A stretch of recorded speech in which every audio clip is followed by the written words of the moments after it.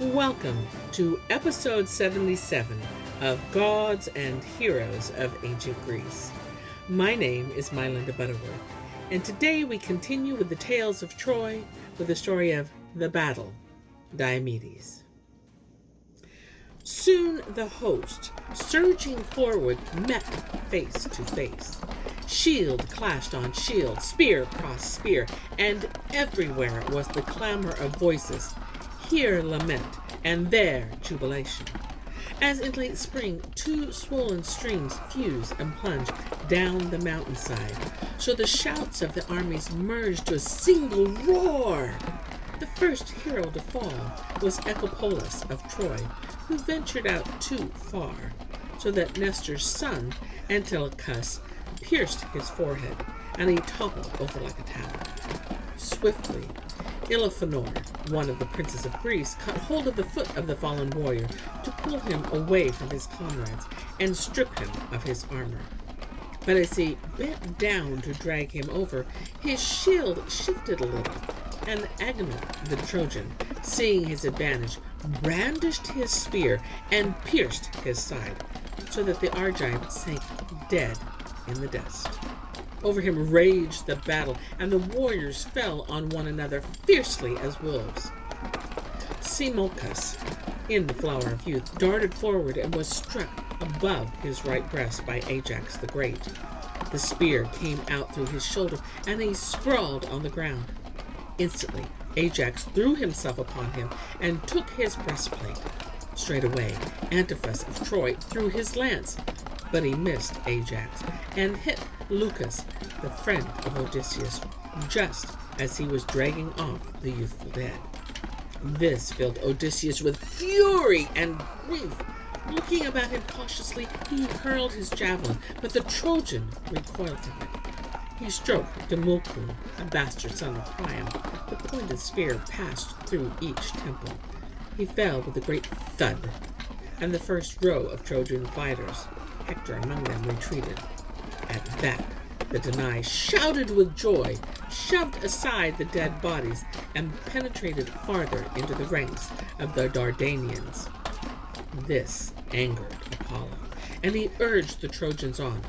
"Do not give up the battlefield to the Argives," he cried, and his voice rang out above all the tumult.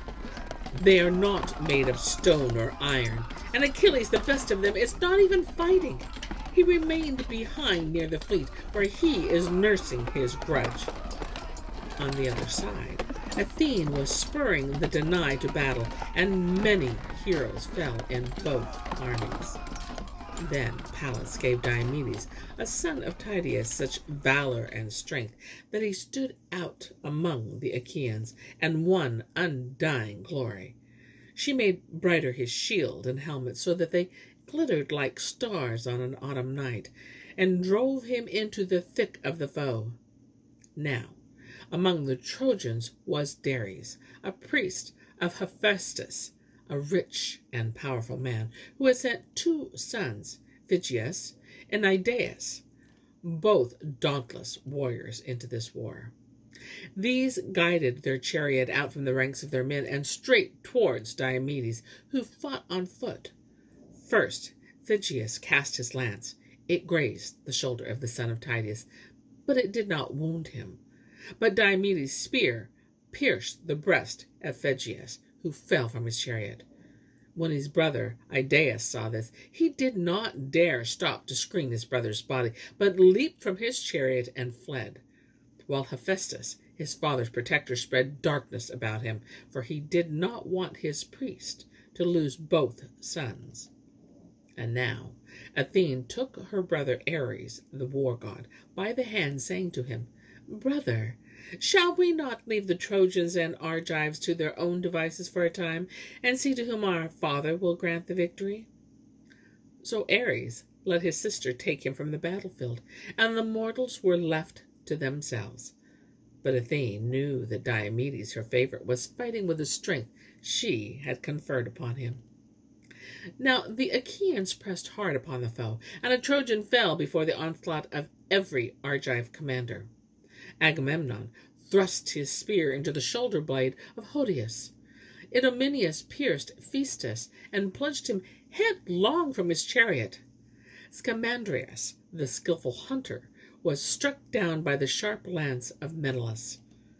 Meriones slew Pheroclus, who had built Paris the ships for his marauding expedition, and many other Trojans fell at the hands of the Danai. The son of Tydeus raged through the army of the foe like a mountain stream, swollen with rivers, and was difficult to guess whether he belonged to the Argives or the Trojans, for he was now here and now there, and while he was darting back and forth with the tide of battle, Pandarus, son of Lycaon, fixed him carefully with his eyes, aimed his bow at him, and shot him in the shoulder, so that blood flowed over his armor. Pandarus, seeing this, exulted and called back to his comrades, "Come, Trojans, goad on your horses. I have hit the bravest among the Argives.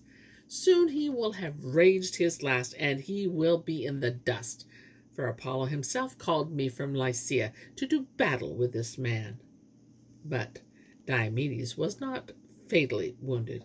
He rose, stood in front of his chariot, and called Sthenelus, his friend and charioteer. "Come down from the chariot, dear comrade, and draw the arrow out of my shoulder." Sthenelus hurried to do as he was asked, and the clear red blood spurted from between the links of the armor. Then Diomedes prayed to Athene, "Blue-eyed daughter of Zeus, you were ever wont to protect my father, and now be gracious to me as well. Guide my spear to that man over there who has wounded me and who would rejoice in my death. Let him not see the light of the sun for long." And Athene heard his prayer and quickened his limbs. His body grew light as that of a bird. His wound no longer throbbed, and he raced back to the battle. "Go," she said to him. "I have healed you and taken the human darkness from your eyes, so that you can now see who on the field is mortal and who is immortal. Do not lift your hand against a god should you see one coming towards you, but should Aphrodite approach you, you may wound her with your spear." Diomedes, hearing this, rushed to the forefront, fierce as a mountain lion, for his courage and strength were trebled.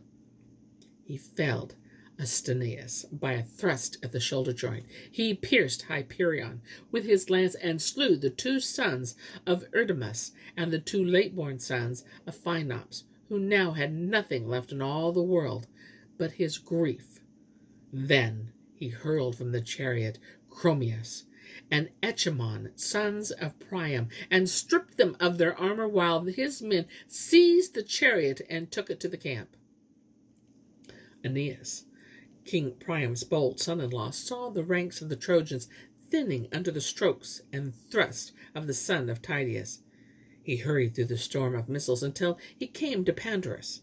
"Son of Lycaon," he said to him, "where is your bow? Where are the arrows that gloried, which up until now no one from Lycia and no one from Troy has equaled?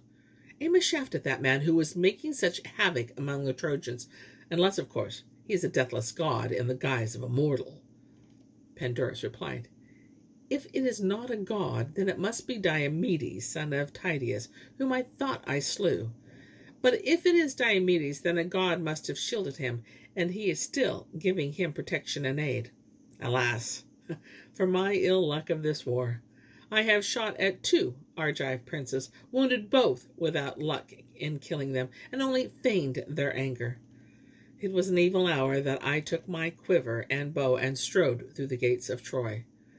If ever I return home, then let any stranger strike off my head if I do not break my useless bow and arrows with these hands and toss them into the fire." Aeneas tried to console him. "It were better for you to mount my chariot," he said, "and learn how agile Trojan horses are in flight and pursuit. If Zeus is bent on honoring Diomedes by granting him the victory, they will carry us safely back to Troy, but I shall dismount and fight on foot." Pandarus, however, begged him to drive the horses himself, since he was not practiced in this art. So he mounted the chariot, and the nimble horses bore them both toward the son of Tydeus. Sthenelus saw them coming. "Look," he called to his friend, 2 fearless men are making straight for you, Pandarus and Aeneas, the demigod of Aphrodite. Against these, all your rage and power will be of small avail. This time, let us flee in the chariot. But Diomedes frowned and said, Talk not to me of fear. To shrink from battle, to yield is not my way. My strength is still unbroken. To stand inactive in the chariot would only vex me. No, just as you see me here, on foot, that is how I shall go to meet them. If I succeed in slaying both, then stop our horses, tether the reins to the edge of the car, and take the steeds of Aeneas to our ships as our rightful booty.